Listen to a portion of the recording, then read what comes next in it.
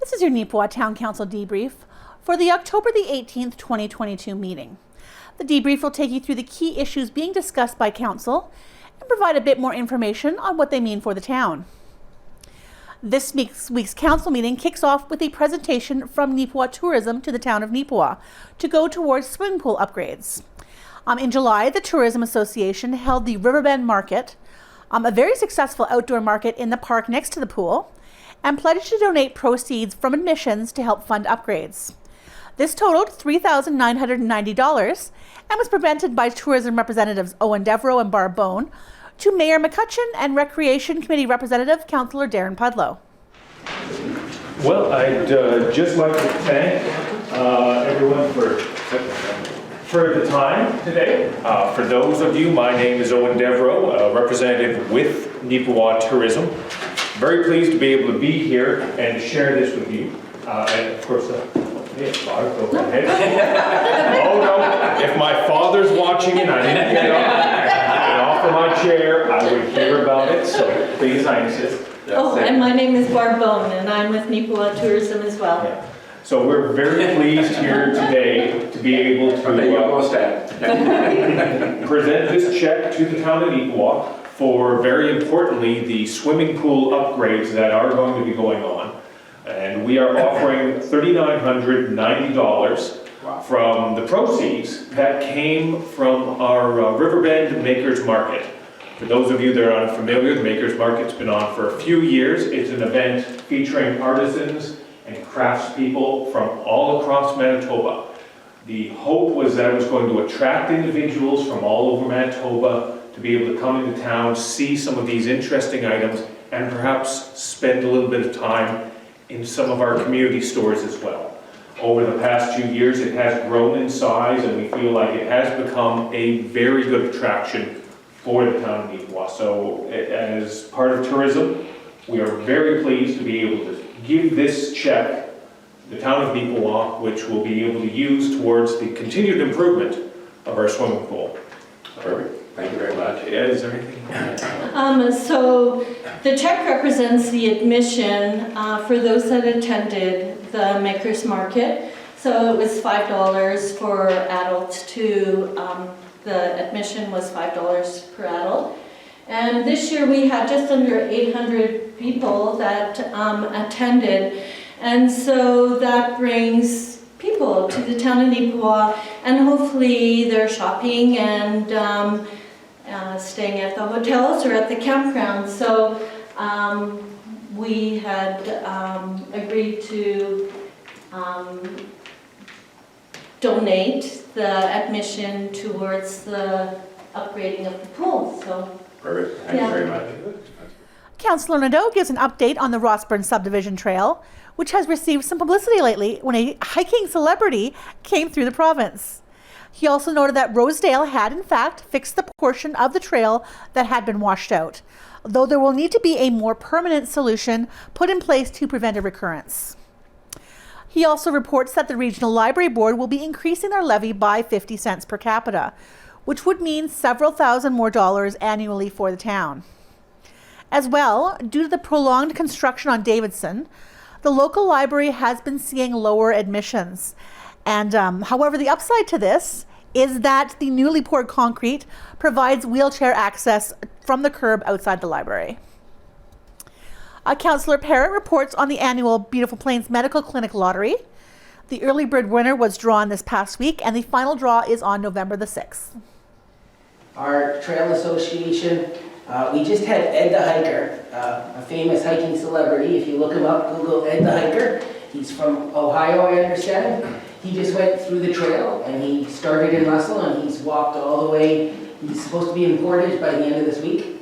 So he's past Neepawa now, and he's been using the trail. And even though there's a little bit of overgrown in the Rosedale section, we understand now that Rosedale did repair the section of trail that washed out previously, so that's good. Okay. So if anyone wants to use our trail, the Rossburn Trail Association is fully functional.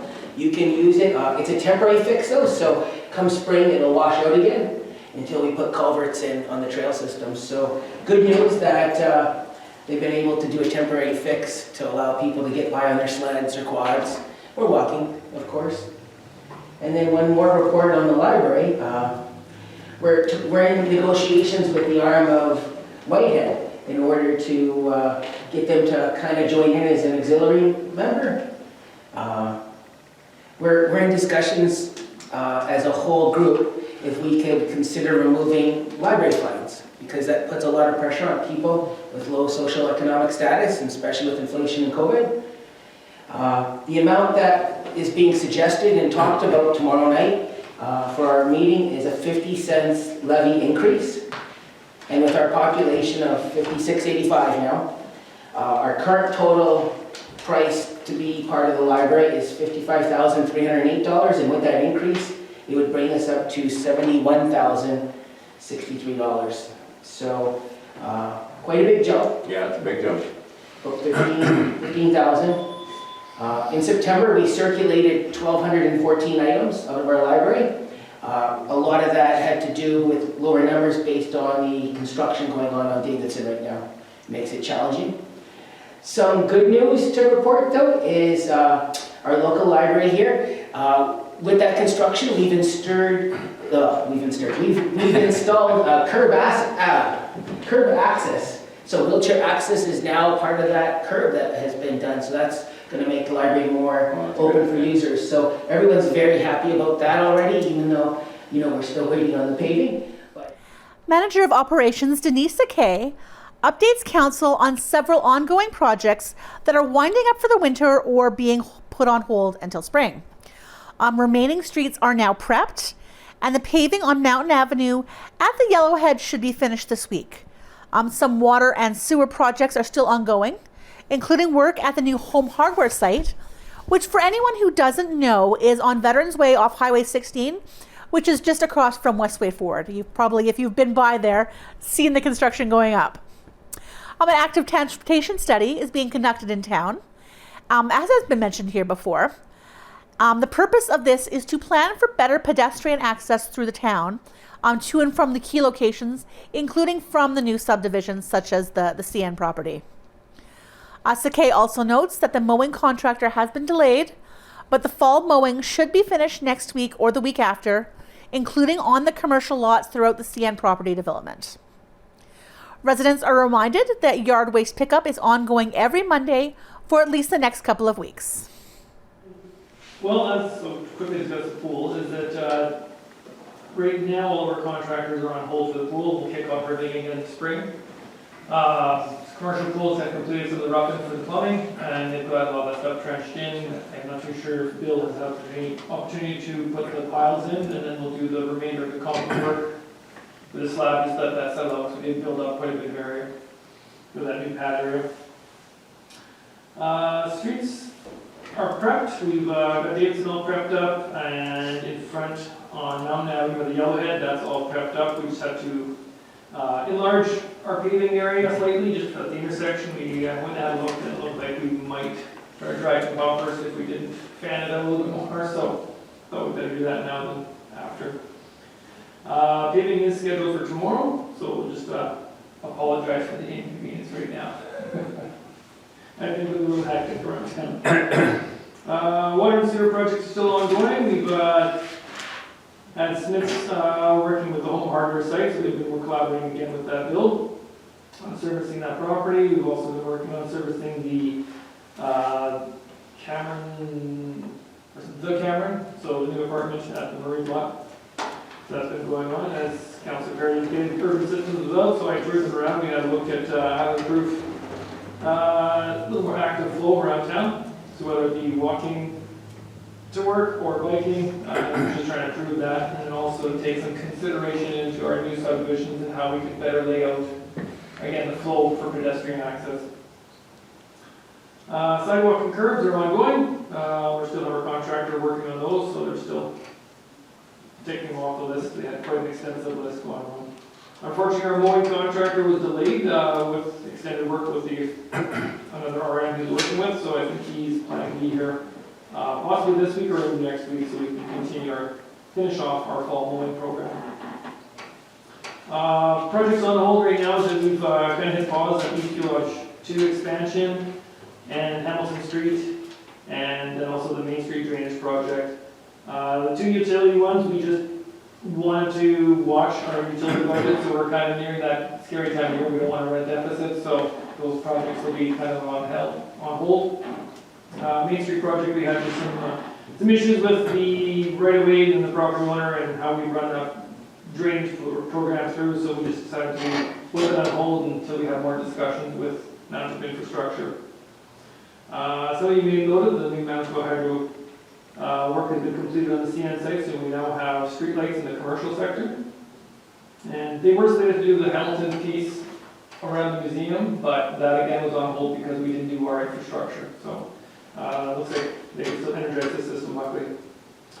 The province has finally sent over the Dutch elm disease list around town. I didn't have that list earlier, so we couldn't quote any work out, but now that that's out, I'll seek some quotations for the removal of any diseased or marked elms. And then just a reminder to residents that yard waste pickup is still ongoing. That's every Monday until we announce that we're terminating the program.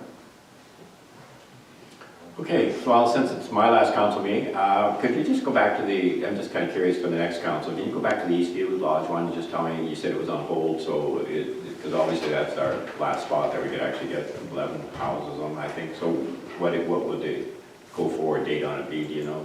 Well, I'll talk to our director of finance and we'll look at our budget right now. We just want to ensure that we don't cross into that red area on the utility. Okay, so it is money right now then? Yeah, so we're really watching what we're spending right now.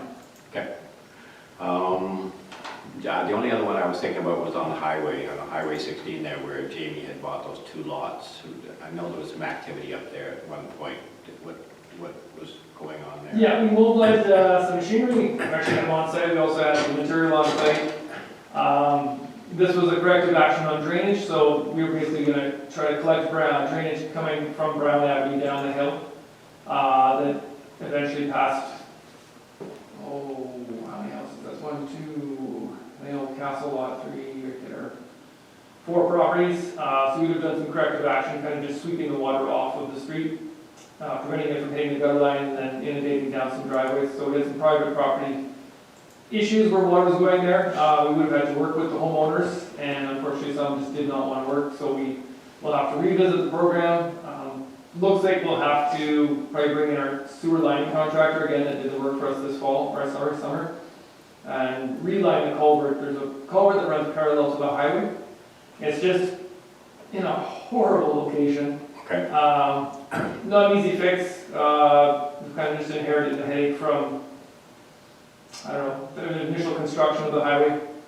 So we'll have to look at how to improve that and see if we can work with management infrastructure and the homeowner. So when you have a refusal from the homeowner, does that mean you have to change your whole concept, or do you just? Well, we literally had the machinery waiting there, and that's where we had to stop on the project. Okay. On behalf of EDO Maryland crew, a report on the recent What's the Big Idea entrepreneur event was presented to council. Almost $9,000 in cash and prizes were awarded to the 4 entrepreneurs who presented this year at the event. And in addition, we heard from several speakers on the topic of small business and entrepreneurship. NACTV has full coverage of this coming up in the next couple weeks on the station. CAO Colleen Sinchishin presented the quarterly RCMP report, in which she noted that vehicle thefts in rural areas are increasing substantially, and residents should be cautious. She also talked about our application to the Emergency Measures Organization, which offers financial assistance to help mitigate future disasters such as another flood. Measures might include things such as relocating buildings out of flood zone. This is a new application for this year, in addition to the application that was put in 2020. But this is the narrative that comes through the period July 1st to September 30th. So just a couple of highlights. Out of that period, 183 traffic tickets were written in the Spruce Plains detachment, and there was 49 written warnings. Specific to Neepawa, it was only 16 tickets, so in 3 months, that's a pretty good deal, really. Yeah. They had 8 offender management files opened and 24 curfew checks performed on the subject. It looks like everybody's been abiding. The most important thing in this report would be that there's been a noted increase of thefts, especially the theft of vehicles in the rural area. Why it's important is people are leaving their vehicles unlocked, They're leaving them with the keys in them and with things in there that could easily be picked up and taken. So it'd be a reminder to, if we go back to the 9 p.m. routine, it did only last, I think, 30 days, Jody. We did recommend to the RCMP, it probably wouldn't hurt once a week just to flog that back out there again and get people back in the habit. As we all know, it takes 21 days to create a habit. So they did 30, they did achieve that, and it was great, it was going good, but I think people are getting a little more lax again, and you need to protect your property. Currently, there's 2 vacant positions in the Spruce Plains area. Sergeant Dave Taggart has arrived in September, and he's assumed his role as the operations NCO. But at this time, there is no replacement named for the vacancies. They selected a new municipal employee to replace a retirement that's going to happen in February over there. But because of the clearance processes, we had to select the employment quite early. It takes significant time. And this particular person actually was already cleared in the system, had a gap between that and moving to Neepawa. So even somebody that was cleared already has an extensive wait to get back into the clearance system. So we're hoping to have that person up and running right away over there and start learning the ropes and getting the training done to be able to fit right in before February. They are fully operational at the new detachment in Neepawa right now. There are still some items still being moved. They're sorting themselves out over there. And we're working on, and we will be announcing a grand opening schedule for November 4th. So just kind of keep watching the media and the paper, and people can come have a little look. The caveat to that is, though, people might be disappointed. You will not be allowed through the whole building for security measures and confidentiality. People will be limited to more of the areas that would be of interest to you, which might be the cell block area and things like that. So, but we have to be very careful and cautious. Okay, perfect, thank you. Yeah, we're all looking forward to that grand opening. What are we, Emergency Measures Organization calling? So this was a new program in 2020 where when we had our great big flood here and we lost Park Lake, as we all know, we're still 2 years later trying to remediate. It takes a long time to get through these things. So at that particular time, because these events of disaster, just the sheer volume of what's going on out there is causing a lot of cost to through the Disaster Financial Assistance Program. The government said, let's create a program now whereby we can help municipalities ahead of time or following a disaster, mitigate and prepare so that we do not have to experience similar things in the future. So we created the Mitigation and Preparedness Program. So basically what this is, anytime you have a disaster of such a magnitude such that you have to access your deductible of $100,000 on your insurance claim to pay for recovery and remediation, the government said of the $100,000 that they would give you a portion of that back if you committed it towards a project that would prepare you for future events. So we were granted for the 2020 flood an amount of $37,000. So as much as everybody says, so you paid about $100,000 to get $37,000 back. The problem is they use the front end submissions of your disaster claim to decide what you're going to get. So because ours was such a large claim and could not be completed for years, the initial submission we gave is where we got based our mitigation monies on. So it was $37,000, which is nothing to sneeze at. Because when we're done remediating after the 2020 flood, I'm going to suggest we'll be have to the advantage of our side $15 million. So this one for the 2022 mitigation flood, we were actually eligible for $48,123.53. So these monies, and as well as the $37,000 we got from the first one, will help us relocate buildings out of the flood zone around the Riverbend Park and take a look at where our lift station on Main Street is and relocate that as well. So we do have a period of time right into, I think it's 2027, I think it is, Jody, to use those monies, and we pretty much spent them now. We can almost file our claims right away and clean that off our records, but very fortunate to be eligible for this program and to receive this back. So. It's time for nominations for the board of the Association of Manitoba Municipalities. CAO Sanchishan explains that the nominations need to be in by the end of the month, which is before the next council meeting. This means that a person needs to be nominated by the current council before being certain whether or not they will be elected. This is not presumption on their part. It is unfortunately just how the nomination deadlines are enshrined in the AMM bylaws. So if the person is not reelected, then the nomination simply becomes void. So this one, the viewers might think this is a little presumptuous because we don't know the results of the election. I'll explain what's going on here. The Association of Manitoba Municipality does, when it's required, I think it's every 2 years, they sorts out into municipalities any interest of an elected member of council, whether it be the head of council or council member, to serve on the AMM board. So at this particular time, nominations are open for the president position and the nomination for the 2 vice presidents positions.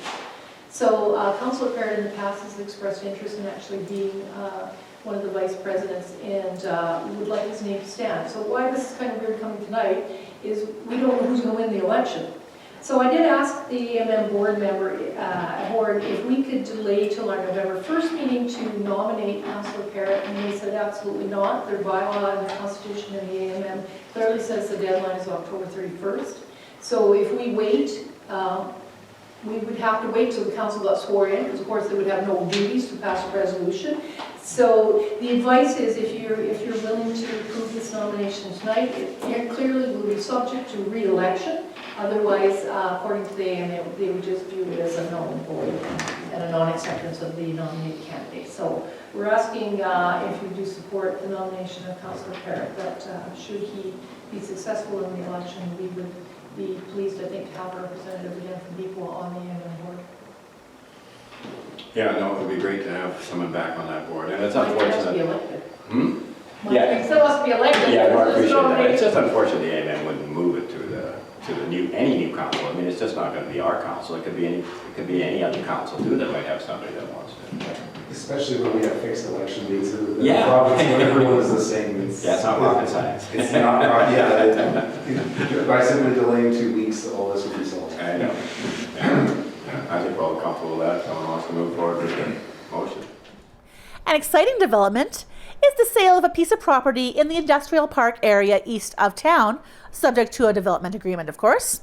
Interest in that area has been slow up till now, but likely due to the announcement of the new hospital's location, it looks to be heating up. CAO St. also noted, as a point of interest, that the road that we call Industrial Park Road, or unofficially called McKay Road, is actually just the other end of Hamilton Avenue, and this will likely be more easily observed once development on the new hospital and the related infrastructure is further along. And of course, related to that is the official announcement, finally, of the location of the new hospital. This will be, as speculated, on the east end of town off Highway 16. The announcement was made by the province on Monday and can be viewed on NAC TV as well as on our YouTube channel alongside a good portion of our other programming. So we've received some interest on an industrial park lot, so this is exciting. As much as we try to promote them, the interest just hasn't quite been there. We've had a lot of tire kickers, and I think now I would suggest the catalyst for this would be, the rumblings out there that there's a hospital coming out that direction. So basically what this is going to be is an offer to purchase of Industrial Park Lot 9 by Dimitri Schiller from Stone Cliff Builders. And he's proposing to put up a 5-bay garage type of a situation out there that you've seen them in different communities that would put up for rent. So you could take somebody rent for a week and put a new motor in their semi or whatever the case may be. So we stood firm on our purchase price out there for 2-acre lots, basically 15,000 acres. The purchase price would be $30,000. We did meet with Mr. Schiller, our team in-house here. We made it clear to him this would be, should he agree to sell the lot to him, to be subject to a development agreement. We would require, just based on our drainage plan that was created for the industrial park, there would be a drainage easement on the north end to make sure we can achieve the drainage plan requirements as per conservation climate. And we would put a 2-year construction time frame on there under a land sales policy. We would also make sure that at the moment we only have water going by. Clearly they're going to connect to water. But at some point in the future, under our most recent water and wastewater bylaw, right now they would be putting in a holding tank likely. And in the agreement, we're going to suggest that if we end up extend the sewer there for any particular reason, because we have to extend it for the purposes of the new hospital. If it goes down Industrial Road there, though, there will be a requirement to connect, as is indicated in our most recent bylaw. So I think we just have to outline all those things in clarity so that we know where we're at, and if you have any questions, we'll try to answer them. Yeah, no, I think it's pretty straightforward. I mean, it's the amount that we've asked for. You've got all the i's dotted, the t's crossed in terms of the 2 years and all of the water and the sewer. No, I'm very comfortable with it. Any other questions or comments? Councilor Perry? Just, the development officer did clarify that because it was being set up as a shop garage kind of thing, there would be oil capture as part of the agreement because of the holding tank and, sewage issues. Okay, makes sense. So just to be clear, not in our agreement, but through the zoning bylaw, that's a requirement as part of the code. Okay, everybody's comfortable with that. We'll move forward with the motion. Moved by Councilor Perry. Seconded by Councilor Putnam. Be it resolved that we approve the sale of Lot 9, Plan 66188 in Industrial Park, Southeast 34-14-15 West, Roll 8958 to Dimitri Schiller of Stonecliff Builders, Inc. for the amount of $30,000 plus applicable taxes and costs, subject to the terms of the development agreement. All in favor? Carried. I'll maybe just add to that, to get people starting talking in the right direction. We talk about it as Industrial Park Road. Some people say it's McKay Road. That is not a true name. It's never been named McKay Road. It's actually Hamilton Street. So when plans go through for the way this is going to roll out, it's going to be Hamilton Street. So if anybody wants to talk about out at the industrial park, it is the industrial park, but it's situated on Hamilton Street. As this is the final meeting of the current council, Deputy Mayor and Mayor-elect Brian Headley thanked everyone for their commitment and contributions over the past 4 years. And Councillor Pudlow, who is not running for re-election, gave a moving statement about his time on council. Mayor McCutcheon, who is also not running for re-election, summed up the tremendous challenges of the past 4 years, including the flood and the pandemic, at times simultaneously, and thanked everyone for all of their work.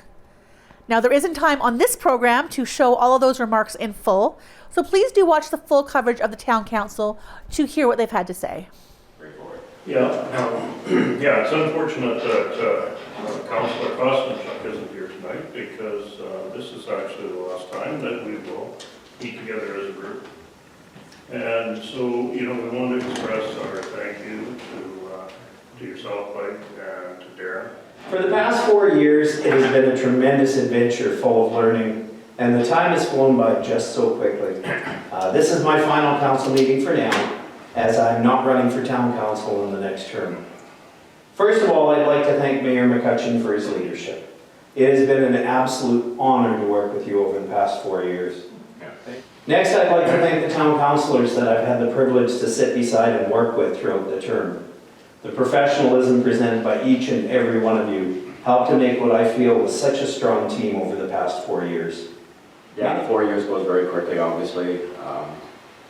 The council, and Darren's right, but it's about chemistry too, right? I think it's kind of like a sports team in some respects, and you know what, we just all got along, right? And we kind of had the same vision, and I don't know that ever happens at every council or all councils, but we were very fortunate in this council that we all had that same future look that we wanted to have for our town, and as Darren said, there was a few times we didn't agree, but I mean, at the end of the day, we always respected the majority vote.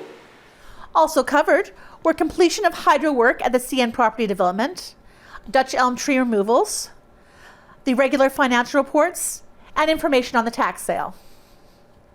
You can view end-to-end coverage of town council meetings elsewhere in the NACTV schedule, including immediately following this. We'd love to know if you're watching the program and if you have any questions that we can help to find the answers to. You can reach the station at 204-476-2639, by email at nactvnews@gmail.com, or on Facebook at Neepawa TV. Thank you for joining me, and I hope to see you next time.